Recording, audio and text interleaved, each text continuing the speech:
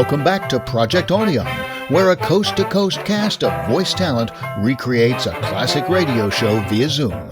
Stay tuned. Hi, I'm Larry Groby with the Generic Radio Workshop, and welcome to our third season of Project Audion. For this, our 30th episode, we're returning once again to Suspense, as we did for our very first episode, and again for the start of our second series. And why not? If you know vintage radio, you know Suspense, the most successful dramatic anthology there was, over 900 episodes in a 20-year span. You never knew what it would be, except you know it'd always bring you some suspense. Now, of those 900 episodes, all but 13 still survive in original recordings. But this is a script of one of those lost 13 episodes.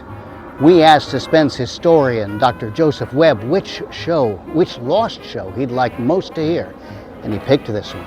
It's called The Eavesdropper. And today, our Coast to Coast Project Audion cast will let you listen in for the first time in over 65 years to this missing episode to kick off our third season. Oh, and why am I standing out here, you might ask? Because this story takes place behind me, in a high-rise apartment 12 stories up. Let's tune in to this recreation of Suspense and The Eavesdropper.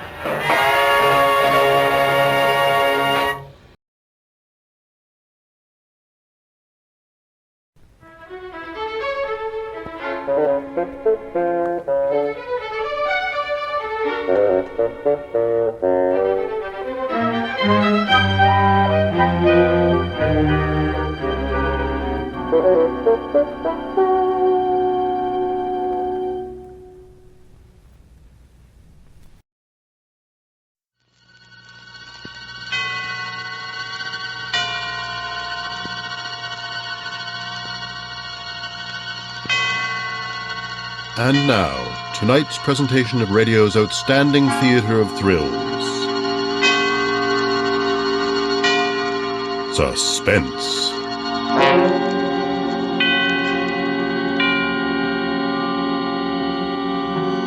Tonight we bring you the story of a murder plan that was discovered and which led to a double execution. We call it The Eavesdropper. So now, starring Lawrence Dobkin and Charlotte Lawrence, here's tonight's suspense play, The Eavesdropper.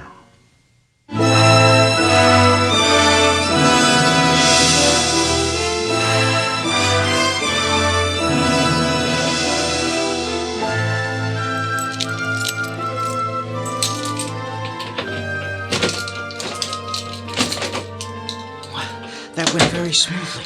Planning, you see, these things take planning. How's our timing, Dave? Perfect. 10 minutes of 12. That gives us exactly 10 minutes till he gets here. If he's on time. He won't be late, Karen. His kind never are. Funny, we're talking so quietly. Wonder why. No reason, I guess. Maybe we're a little scared and don't know it. I don't feel scared, though. Do you? Too much to think about. We can't afford to slip up on any details now. 10 minutes. Okay, time to go through the whole thing once more. Not again. Again. Come on now. Well, when we hear the doorbell... Oh, no, from the beginning. Why? We've done all that. Memorize. We've got to memorize. What's the good of a tight alibi if you can't remember the details? Oh, okay. We left here at 8 o'clock. We were going fishing at Big Bend Lake. Oh, Dave, I need a drink. Go on. We drove up to the lake. It's 30 miles. It took just over an hour, maybe a little more. With time out to buy the second car at the broken down lot, we still made it in an hour and 20 minutes. Exactly an hour and 20 minutes. Remember that. Here. Thanks. Another 20 to leave the second car on the other side of the lake. 10 minutes back to the boat shed. We've got to be very sure about time. That's the important thing. We were there at 9:50. Saw Joe, got him to put the outboard on the boat. We were on the lake just after 10. We were across the lake and back in the second car by 10:30. What's the joke? I was just thinking of Joe telling us the trippers had fed the fish too much yesterday and we'd be lucky if we caught anything at all. Yeah. And when we get back to the boat shed with a couple of panfish instead of our usual 20, Joe won't suspect a thing. He'll just say, told you so, and get a big bang out of it. I guess Joe's doing more for us than he'll ever know. He sure is. He'll keep an eye on the car all day and move it out of the sun about 1 o'clock.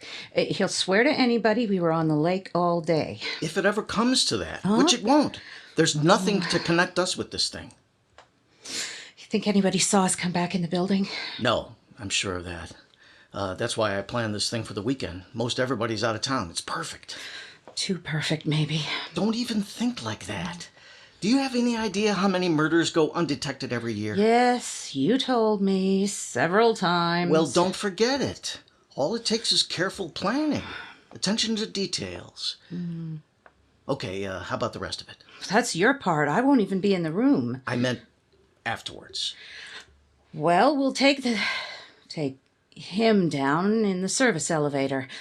I'll go on ahead and bring the car by the back entrance. I wait in the furnace room, remember? Oh, yeah. And then? We drive back to the other side of the lake and sink the car. With him in it. What about tracks? The muddy bank. We'll have time to erase them. Even so, we should have the boat back to the shed before 2:30. Then? It'll be over. What time is it now? He'll be here. He'll be here any minute. Supposing he changes his mind. Why should he? Have you got it in your pocket? The gun? In the desk drawer. It would bulge my pocket. Besides, the drawer is better. I'll have to go to it as if I'm getting the money out for him. Oh, that gun worries me. The noise. I'll muffle the shot with a cushion. The most it'll sound like is a backfire. I'll take the cushion down and burn it in the furnace room. What time is it? Don't keep asking me that. He won't be late. It must be 12 o'clock. Not quite.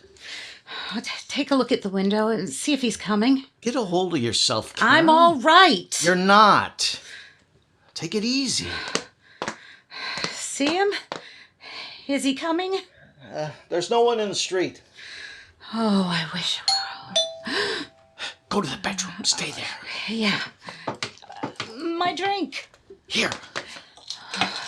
Thanks. Hurry, get inside. Yeah. Yes? You're on time, Harris. What kept you? I was on the phone. Doesn't matter. You're on time. You said that. Have a drink. No. Sure? I said no. So you can slip me a little something in the whiskey? Is that what you had in mind? Of course not. Of course not. Why should you take that chance when you got the dough to pay me? That would be stupid. You do have the dough. Yes, I have it.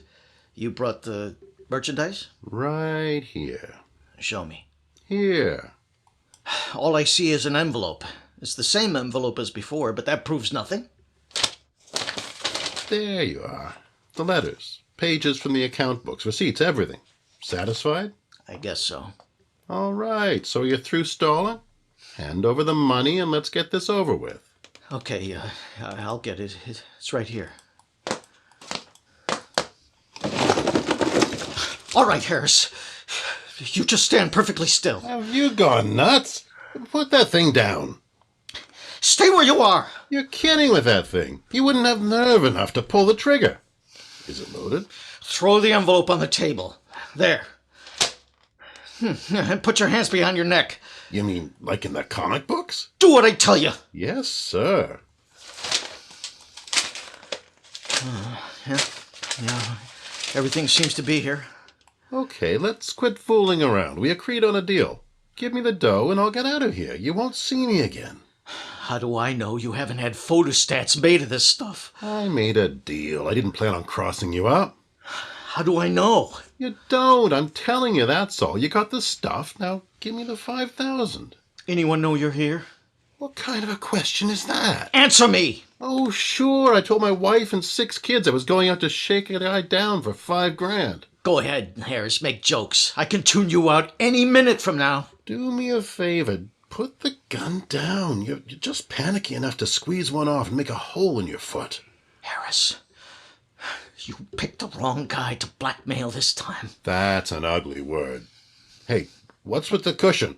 Were there many others, Harris? Were there? Don't do it! Oh!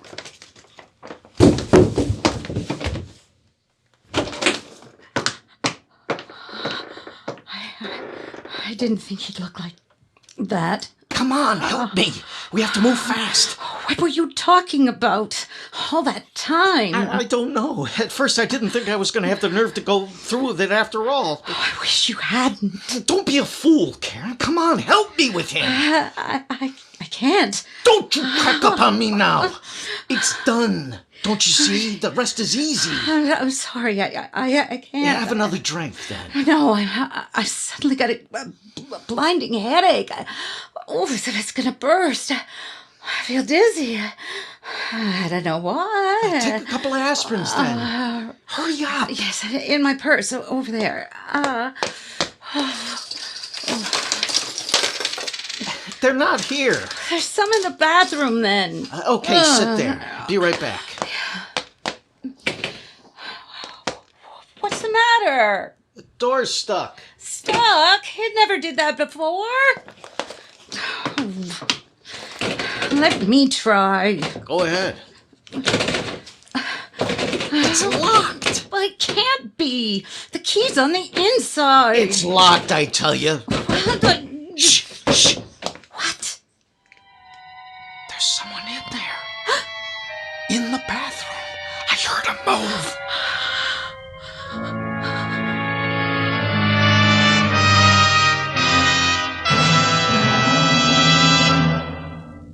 You are listening to The Eavesdropper, tonight's presentation in radio's outstanding theater of thrills, Suspense.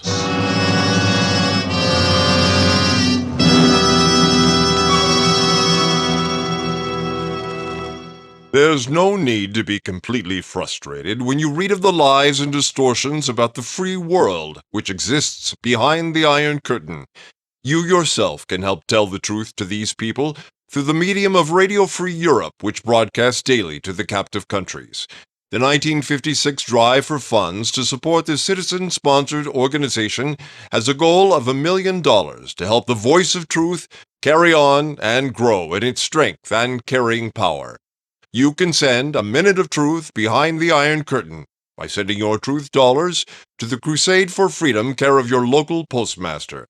That's the Crusade for Freedom, care of your local postmaster.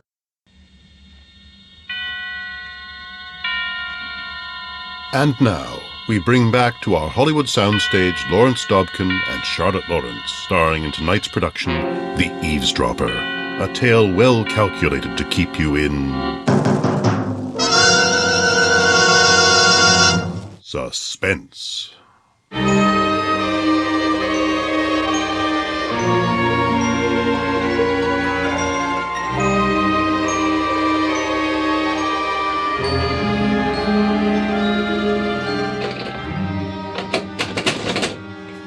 There's someone in there. I heard him move, I tell you. That's not possible. It's insane. Who could it be? Come here, by the door. What is it? Listen, then. What? You don't hear anything? No. He stopped now. He was moving. There! I thought I heard... Come away, Dave. Huh? Come away from the door. Huh? All right. What then? I think I know who's in there. Who?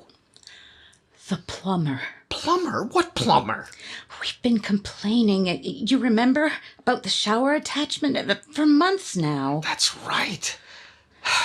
And so today... Of all days. Why did they have to send up a plumber today? Well, maybe they did it because they knew we'd be away today. Oh, Dave. Dave, do you suppose he heard? He must have heard the shot, at least. More. You can hear what's being said in here from in there, if you listen. What'll we do? I don't know. One thing, he can't get out. The window opens onto nothing, and 12 stories down. Go and see if the key's in the lock. Well? It's in there, all right. Say something to him. See if he'll answer. Okay. Unlock the door. We know you're in there. Maybe there's nobody in there. After all... How did the door get locked otherwise, from the inside?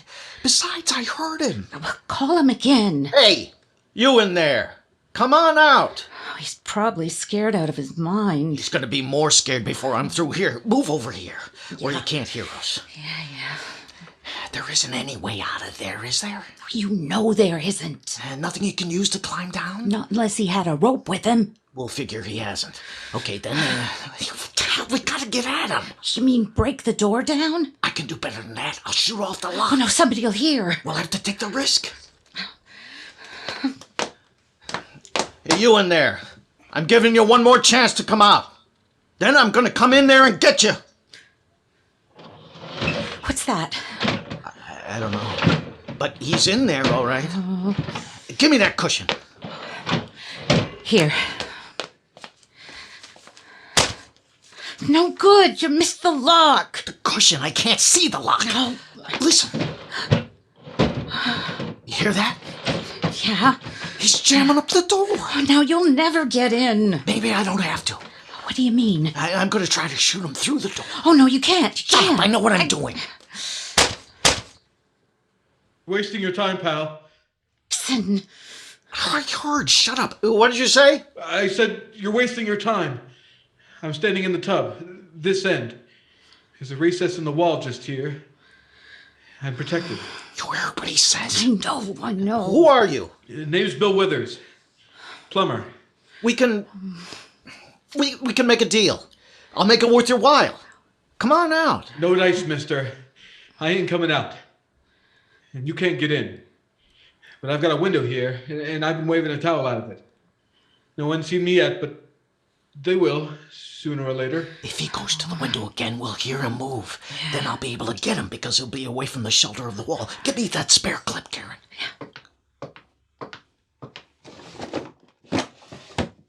Here. Keep him talking. We can tell where he is by his voice. Yeah. Then you heard everything we said in there? I heard enough. Ask him why he didn't come out then. Or why he didn't try and stop you. Why didn't you come out? I thought he was play acting at first. I couldn't believe my ears, so I just listened. Interested, like. Go on. Look, I know what you're doing out there. And it's no good you reloading that gun, mister. Somebody's gonna get curious if you keep that up. I'm not gonna shoot. You were saying? Well, when I realized that you weren't kidding, I kept my mouth shut and locked the door. I'm not such a hero as I want to fight you with a bag of plumber's tools against a gun. I still have the gun, you know. Then go ahead. Fire it. He must have his shoes off. I can't hear him moving around. Come on out. I'll make it worth your while. Sorry, pal. You did nothing to stop me killing this man. It can't matter to you. That was different. Look, as I said, I'm no hero. Besides, I never thought you'd go through with it. You heard all we said? Like I told you, I heard enough. Then you know what he was. It don't make no difference now, does it? He was blackmailing me. I could have gone on paying him for life. Well, why not go to the cops? It wasn't that simple. No. Simpler to kill him, eh? Offer him some money, Dave. Maybe that's what he's waiting for. Would $100 be any good to you, Withers? No. 500. 1,000. You were going to pay him $5,000. You can have it all. That's generous. You'll take it? No. Look, you're on the wrong track, mister. I told you. Nothing doing. Come over here. Let's let him sweat a little. Just do nothing. We can't afford to do that, Dave. Don't you realize as soon as he thinks he has a chance, he'll be waving that towel out the window? That's true, but it won't do him any good. Would you take any notice of a towel waving from a window? Well, I might, eventually. Besides, we're losing time. You've got to do something. Wait a minute. Yeah? The hinges. If I can get the hinges off the door. The hinges are on the inside. Look. I think I got it. Yeah? There's something around here we can use as a weapon. What for? You got the gun. I don't dare use it anymore. He's right about somebody hearing. I mean, for you. Something heavy to hit him over the head with if I can get him out. This lamp. I'll take the shade off. That'll do. But how you gonna get him out? Come on back to the door. Withers? Yes? Listen. I am going to put the gun here, right outside the door. You hear this? I hear it. What does that prove? That's the gun. You can hear me tap it against the bottom of the door. If you get down, you can see it through the crack. I'm going to leave the gun there and go over to the other side of the room. You'll be able to see my feet, okay? I'll leave the gun there. You come out and we'll talk over this whole thing. I'm not a complete fool, pal. As soon as I get down to peek under the door, you'll blow my head off. Here, I'll take the clip out. We got nothing to talk over, mister. I mean it, Withers. Just look, can't you? You'll hear my voice coming from the other side of the room. How tall are you? Just over 6 feet. What's that got to do with it? Well, I'll tell you. I'm 5'7". You see what I mean? Look, you don't think I'm coming out there and taking a chance on picking up the gun before you, do you? All right, Withers. I'm going to get you out of there somehow. Dave. Stand back. I'm going to bash down this door if I break my shoulder doing it. Wait a minute. What? Look, before you break every bone in your body, I've got the chair wedged under the door handle, and I've got your laundry box and the water heater on its side. And they make a nice solid block between the door and the opposite wall. If you still think you can break the door down, go ahead. I won't stop you. He's got us, Karen. There's nothing I can do. We gotta do something. We can't just go and leave him there. I know that. What then? Come away a minute.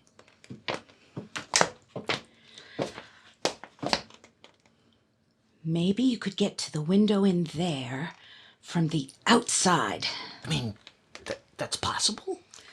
There's a ledge runs right around outside. I've noticed it outside the bedroom window. Show me. Come on.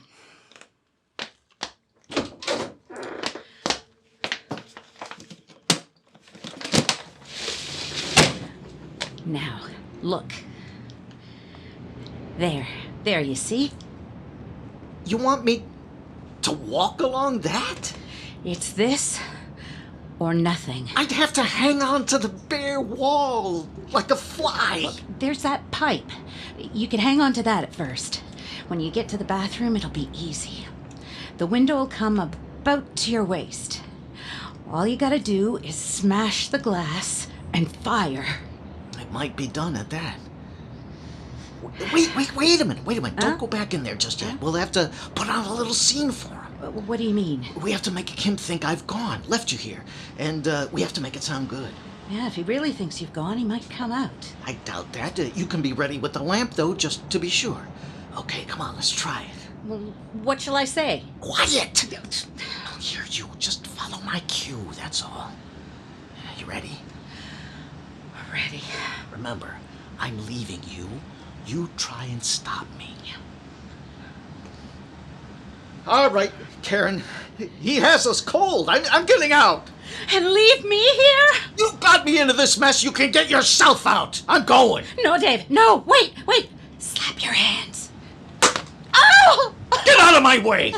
Dave, take me with you. Please take me with you. Oh, please, Dave. Please. Wish me luck. Be careful. Dave, don't leave me here. Dave!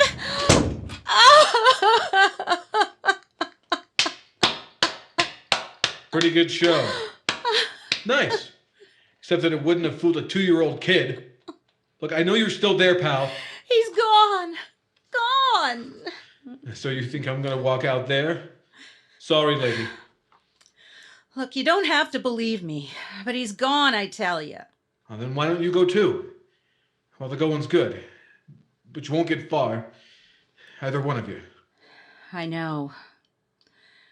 I think I'll just stay here and give myself up. Now, that's the brightest thing I've heard you say up till now. You too, pal. You do like she says.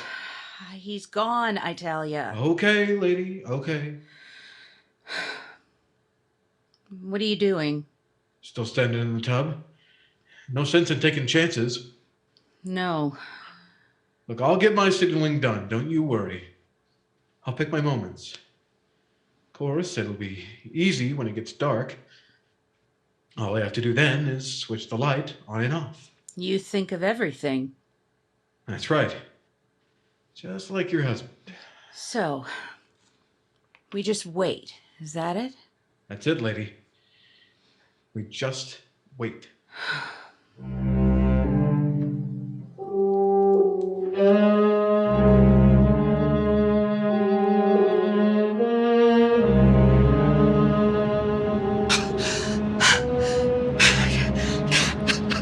I can't make it. I can't.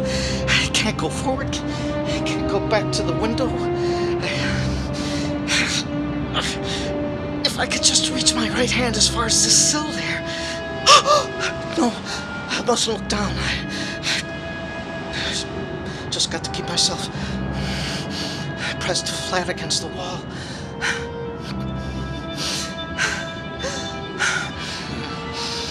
One more try. Another couple of inches. A couple. I got it! Now, I can reach along with my foot. Yes. I didn't think that. I gotta let go with one hand now to get the gun out. At least I can grab the frame right after the window breaks. Well, here goes. You get a hold of my hand. I can't hang on! I can't! I'm slipping! Hold me! Hold me!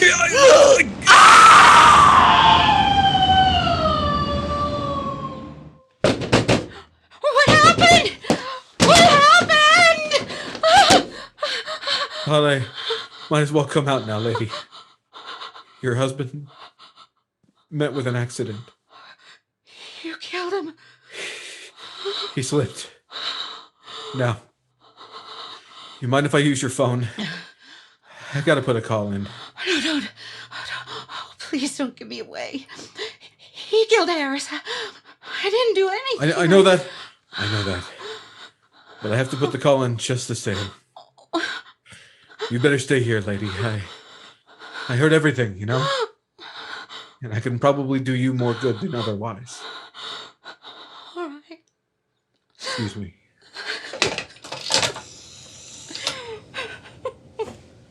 Hello? Give me the police, please. Police? I want to report a murder. Yes. Yes, that's right. 718 State Street. Apartment 12C. Name's Withers. Bill Withers. Yes. Okay. Okay. Yeah, I'll be here.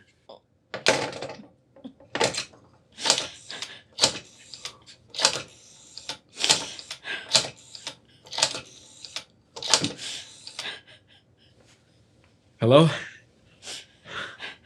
Oh, hello, Susie. Hey, is Mommy there? Yeah, well, put her on, will you? That's a girl. Honey, it's Bill. Yes, got held up. Bigger job than I thought it'd be. Yeah. Yeah, I'll be home in an hour, or less, I should think. All right, then. Well, keep it hot for me. Yes. Goodbye.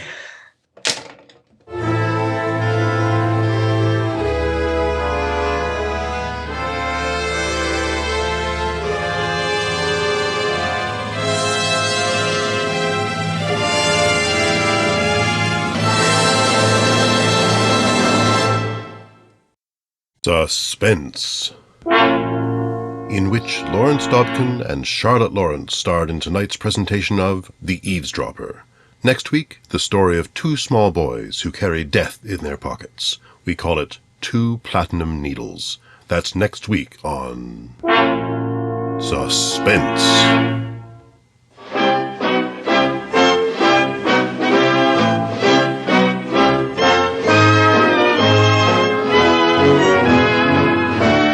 Suspense is produced and directed by Anthony Ellis. Tonight's script was written by Don Yarrow.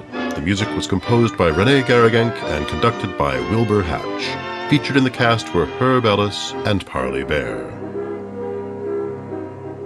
A glove maker, and possibly a wealthy person with a liking for nice gloves, are about the only people I can think of who'd notice a stranger's gloves, even under unusual circumstances.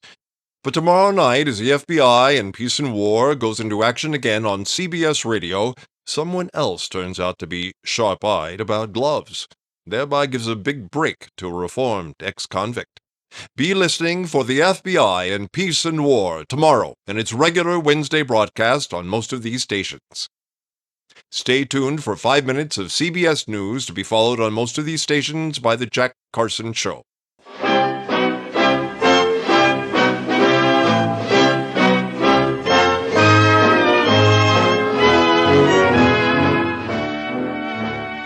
You hear America's favorite shows on the CBS Radio Network.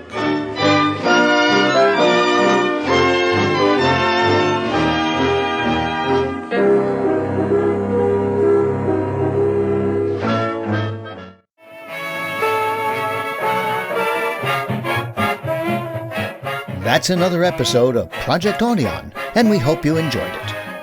Past episodes are archived on YouTube and Facebook, so check them out, share them with your friends, and subscribe to Project Audion. We'd love to hear from you, so drop us a note at projectaudion@gmail.com. And as always, thanks for listening.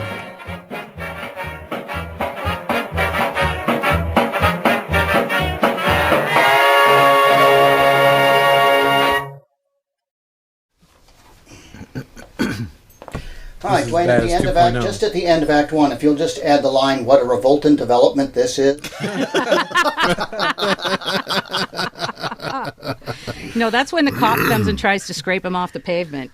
It's the cop who says the Oh, line. that's the cop who says the line. Yeah. Yeah. There's got to be a subtle way you can make it sound like I soiled my trousers right before the fall. Way down.